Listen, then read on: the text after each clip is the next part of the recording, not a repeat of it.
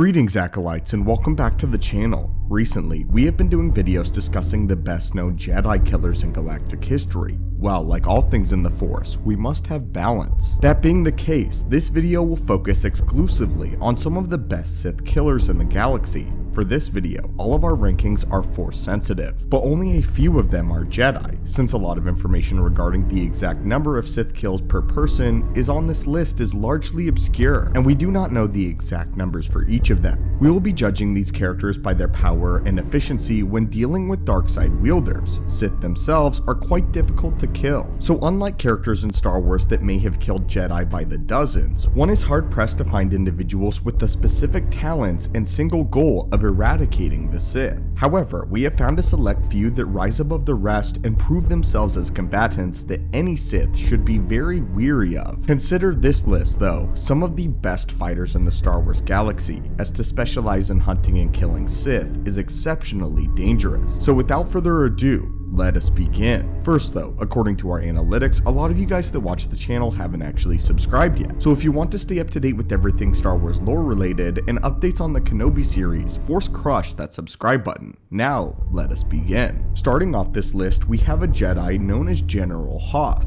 Hoth was a Jedi Lord that led the Army of Light against the Brotherhood of Darkness towards the end of the Old Republic in the era of Darth Bane. And yes, you heard me correctly, I did say Jedi Lord. He was indeed a master, but some Jedi Masters around this era also carried the unofficial title of Jedi Lord, Hoth being one of them. During the latter end of the new Sith Wars, the Galactic Republic was so weakened that most star systems outside of the core worlds were left defenseless to the Sith attack. Because of this, several notable Jedi Masters began the quest to root out entire systems of Sith influence and purge those who sought to enslave or exploit the citizens. Standing as these systems' last line of defense, these individuals became celebrated and quickly came to hold political might, as their constituent worlds came to appreciate their service. These Jedi became barons or kings of entire worlds, systems, and sectors, taking upon them the title of a Jedi Lord, establishing castles and manors as their formal residences. These lords created a formal hereditary system, passing down their titles to their offspring for several generations. These were very unconventional Jedi. The peaceful regions of space stood as islands of light in the darkness created by the Sith, and even Coruscant in the Galactic Senate was presided over by Jedi Supreme Chancellors. During this time, the Jedi High Council competed directly with the Jedi Grand Council,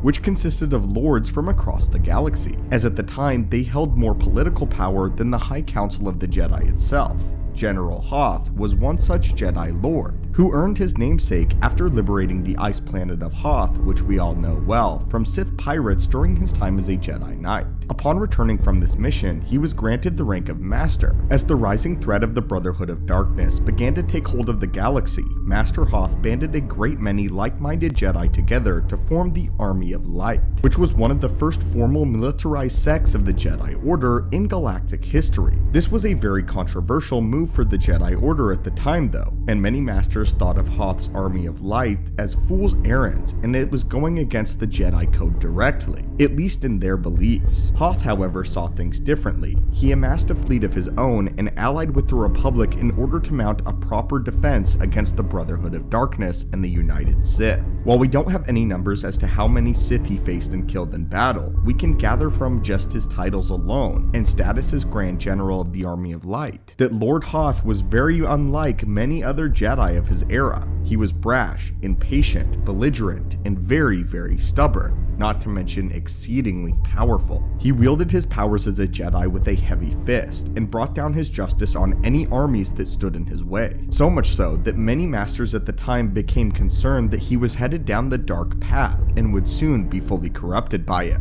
In reality though, this was not true, and the war was simply taking its toll on both sides. As Hoth remained isolated in the light, General Hoth would meet his end in heroic fashion and in a heroic sacrifice during the final conflict on the planet Ruusan, when he led a group of 100 Jedi down into the caves to make Lord Khan detonate the Thought Bomb, a device that killed them all. but they managed to destroy it before the thought bomb reached its full strength. Next up, we have Satele Shan. Satele lived during the time of the Old Republic as well as the campaign of Darth Malgus. As the daughter of Darth Revan himself, as well as Bastila Shan, she was incredibly skilled in the Force and served during the war, during which she became the Grand Master of the Jedi Order. Satele was skilled in her use of telekinesis, and her strength with such abilities, even as a Jedi Knight, was enough for her to bring down an entire mountain on top of Malgus during one of their many battles. She was also able to single-handedly dismantle the door to Darth Malgus' fortress using the Force, and was skilled enough with two Terminus abilities to block a lightsaber blade with her bare hands without injuring herself. Shan's power grew over her long lifetime, as she was soon able to destroy a blast door simply by using the Force to break it into small pieces. During the incident on Sebadon, she dismantled hex droids with a mere gesture, when the droids proved more than a match for other Jedi and Sith alone. Satele Shan likely killed hundreds of Sith Lords throughout her time as a Jedi Knight and a Jedi Master, personally leading many battles against Malgus' forces. Satele was exceptionally skilled with the use of both a normal lightsaber as well as a double-bladed lightsaber.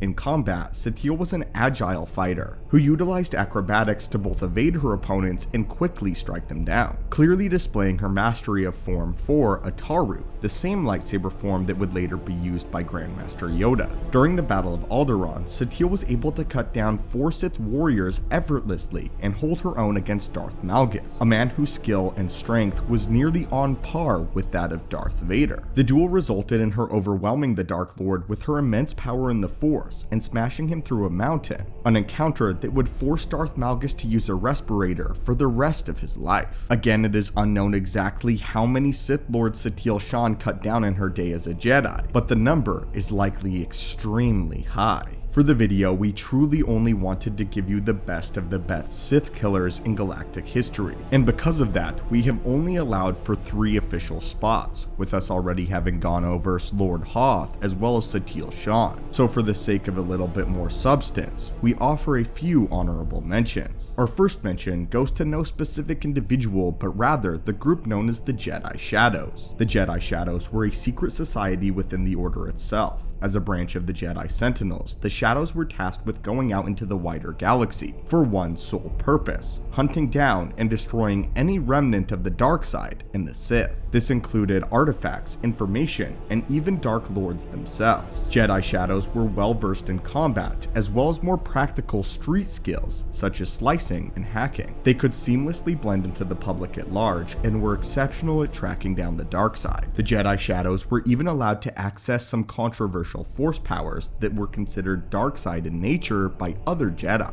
These included abilities such as Force Choke. We include them as an honorable mention rather than a place on our list, since we are acknowledging the Shadows as a whole rather than one specific Jedi Shadow. Another honorable mention goes to Arcan and Thexan of the Eternal Empire. Although we included them in the Jedi Killers video, we felt like at least they deserved a nod since they killed just as many Sith as they did Jedi. They each personally killed dozens of Sith on their campaign for their father, and were some of the only individuals that inspired fear in the hearts of the Sith acolytes that they faced. But now, let us move on to our number 1 spot. Finally, our number 1 spot goes to none other than Darth Bane. Yes, we decided to choose a Sith for our final spot. Many Sith in the past hunted their own kind, and Sith were indeed known for stabbing each other in the back nearly all of the time. What makes Darth Bane different, however, is not only the sheer number of Sith that he killed, but how his quest against the Brotherhood of Darkness changed the galaxy forever. We know of exactly 5 Sith that he killed in single combat. The first was a Trandoshan Sith in training, while he was only in the Academy on Korriban. It is worth remembering that the Academy on Korriban was exclusively meant to train Sith Lords, which meant they only selected the most powerful beings in the galaxy. The headmaster of this academy, Lord Quartus, mentioned that each individual student at the academy was worth 10 Sith Marauders and 100 regular soldiers. During his training, Bane ended up slaying the Trandoshan during a sparring match after he let his anger get the better of him. This was despite the fact that the Trandoshan Sith student had far more training and experience in the Force than that of Bane. The next 2 kills were 2 Zabrak Sith, which were also students at the academy. Serac, one of the Zabrak, was an incredibly skilled blade fighter and was one of the best at the academy overall. all. After Bane had humiliated him by defeating him in combat, he and his 2 other compatriots planned to ambush Bane with real lightsabers. Bane and Githany went into the trap where they fought off their attackers. Bane slew one of the Zabrak and Githany the other, before Bane executed Sirak mercilessly. Bane also killed his own swordmaster Kasim in single combat, after Bane ultimately went rogue. Bane would even go on to kill the master of his academy, Quarus, without even fighting him. He simply force-choked him and killed him right under the rest of the Sith's noses.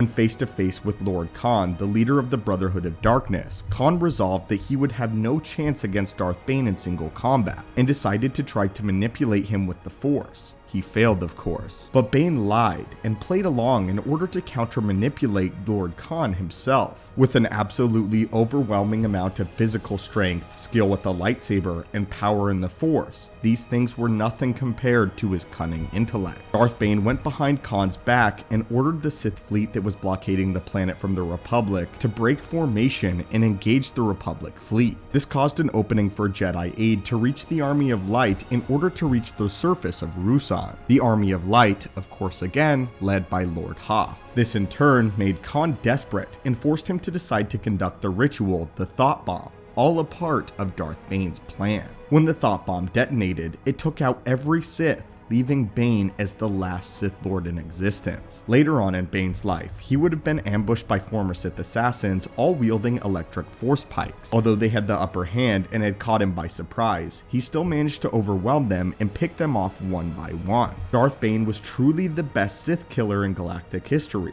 and he had ironically killed far more Sith than any Jedi ever did. So friends, what do you think of this list, and do you agree with our takes? Who did you wish to see in this video? Let us know your thoughts down below, and as always, may the Force be with you, and have a great day.